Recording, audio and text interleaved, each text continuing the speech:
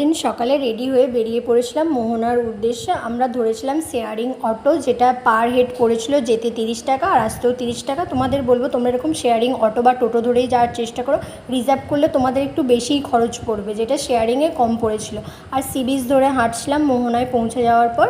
আর দেখতে পাচ্ছ এই এত সুন্দর ভোরবেলার ভিউটা ছিল। আমরা পৌঁছেছিলাম মোহনায় ঠিক 6টার সময়, ভোর 6টার সময় ঠিক ভিউটা এইরকম ছিল মোহনায়। আর এই যে মাছের যেটা বলতে পারো, ওখানে মাছ বিখ্যাত যেটা দীঘায়। আর এই যে মোহনার মাছ, এখানে সমস্ত মাছেরই দাম ছিল প্রায় 1000-এর উপরে। তোমরা যদি এই টাটকা মাছগুলো কেউ কিনতে চাও তাহলে তোমরা একটু দাম দর করেই কিনতে পারো, কেন এখানে তো সমস্ত মাছই টাটকা ছিল আর সমস্ত একটু দাম বেশি ছিল, কেউ দাম দর করেই কিনতে পারো। তারপর এখানে সি বিচটাই দেখছিলাম, মাছ ধরছিল, একদম টাটকা মাছ ধরছিল। আর ভিউটা ঠিক এইরকমই এত সুন্দর ছিল। আর এখানের ঢেউটা যথেষ্ট জোরে জোরে আছড়ে পড়ছিল, যেহেতু এখানটা একটু বাড়ানো ছিল সমুদ্রের দিকে। মোহনায় গেলে যারা তারা বুঝতে পারবে। আর নেক্সট ভিডিওর জন্য সাবস্ক্রাইব।